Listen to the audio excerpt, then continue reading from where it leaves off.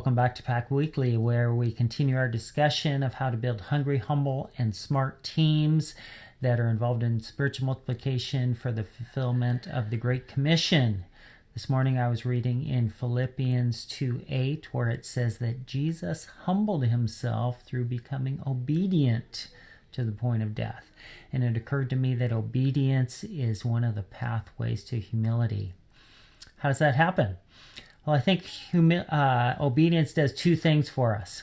First, obedience recognizes who God is and who we are, that he's the king, we're the servants, that he's the one that created and controls the universe, and when we choose to be obedient to his ways, which are higher than our ways, we recognize he knows better than we do, and we recognize our place in the universe.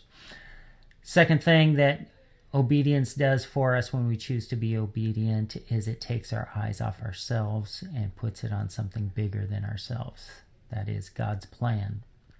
I remember back in March, my wife and I were spending weeks discussing our travel schedule of how we were going to coordinate all our travel that we had in April and May, and how the team she was leading to Uzbekistan and the meetings I needed to be at in different parts of PACT were going to somehow coincide, and where we would meet and spend a couple days together in the midst of this month and a half long of travel. And then along came COVID, and none of that made any difference anymore because something bigger came along. And that bigger thing now caused us to focus on the health of our staff and the mental health of our staff and the future of the ministry in general and how it's going to look. In the same way, obedience takes our eyes off ourselves and puts it back on God and puts it on what is truly important.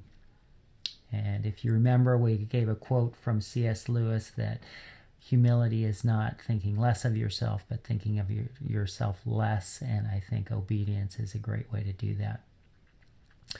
There's also a side benefit to obedience that maybe doesn't have anything to do with humility, and that's found in John 14:21.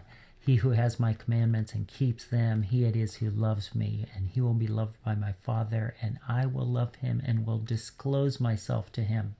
Obedience gives us the greatest gift in the universe. It causes God to disclose more of himself to us. Wouldn't that be great?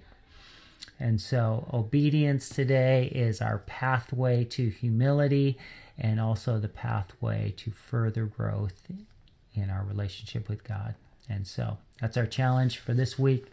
It's every day waking up, taking the focus off ourselves and putting the focus on obeying Jesus and being conformed to Jesus, who humbled himself by becoming obedient.